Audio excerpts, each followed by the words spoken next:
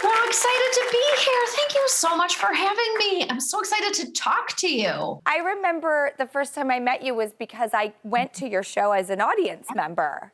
There's really nothing more exciting than doing a whole show and then learning after the fact that Drew Barrymore was sitting there the whole time. And then you're like, what? What just happened? And then since then, it's just been a blossoming relationship. And I'm grateful to you. I am too. And I am glad because we are getting to know each other. And I was so excited to learn you're a design junkie. Oh, I love it. I love decorating stuff. I mean, I'm not like, I don't really know too much about it, but I love it. I love looking at interiors. Like I love to walk down the street at night when everybody's lights are on in their home. And like, I like to look inside their apartments and houses and see how they decorate their walls. It's a healthy stalking of home. Yes. Gentle stalking. I like a gentle stalking. I feel like I'm a gentle stalker. Have you used any of your like at home time, like this past year to spruce things up? Where are you at in design? What are you putting around you? What's your aesthetic and actionability on it all? Sure. We actually bought a house prior to the pandemic. And so we've been kind of putting it together slowly over time. And it's been really fun. I love my house now so much. I do enjoy it. I love a little feathered nest. And we built a garden in the backyard. So we spent the whole summer eating too many tomatoes, all that stuff, all that good stuff, all that home stuff. That is like the dream. Did you think when like your younger self existed on the planet that you would ever have like family, cozy kitchen and like gorging on tomatoes? Absolutely not. No, it just wasn't even, no, it was not something I ever thought was possible. So it's been, I think really a godsend during the pandemic to have a place where we can gather. And I'm really grateful for that. I keep thinking lately that growing up is not overrated. It's kind of awesome. Yeah, I feel like I'm kind of at the height of my powers as a human. And I think it only gets better. I'm kind of looking forward to my 80s. That's when I'm going to start wearing a bikini. I'm just going to like hit the beaches of Ibiza and do all kinds of stuff I never did. And you do have like a beautiful family. I always admire couples who like work together and collaborate. That's such a fantasy to me. You know, for many years, you guys worked together. Oh, there you are.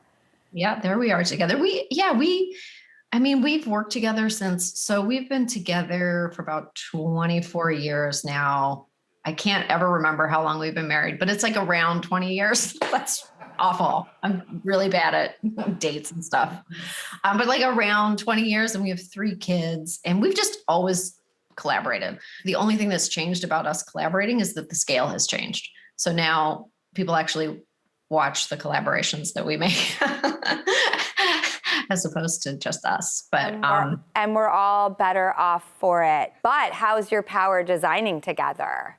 Okay. So we were pulling all the threads of this house together, and Jason he likes to think, like he imagines for himself that he doesn't have any opinion and anything is fine with him. But then when it comes time to actually put the thing into the house, he is extremely opinionated, like on the day that it goes in. So we had a set of stairs. They were really slippery. They were wood stairs. And I was like, Jason, I'm going to put carpet on these stairs so I don't fall down and like break my neck. And he was like, yeah, whatever. I don't care. I don't even care.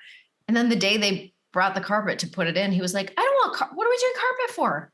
I don't want carpet. What do we need carpet for? We're not going to fall down the stairs. I'm like, Jason, you can't say when they're installing the carpet that you no longer want. You have to decide. I'm like, you have to talk to me about it in advance, and then we can decide together. Now, as a last question, I just want to ask, like, if you had like a design aesthetic, or do you have a designer or like a company that encompasses you, or like what would be a little Samantha Bee home mood board? Would it be a little of this magazine, a little of that store, a little of that era?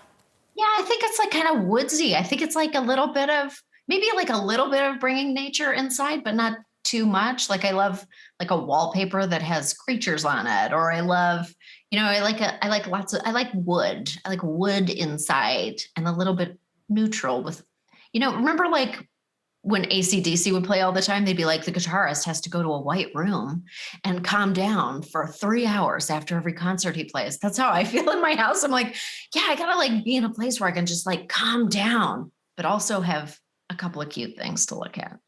I did not know that. I'm so caught up in the detail of this guy had to go sit in a white room for 3 hours. I don't know if that's true, but that was what I was told when I was like growing up and listening to AC/DC. They were like, "Yeah, Angus has to go to a white cupboard somewhere, and it was Angus, and he went in his little like schoolboy outfit.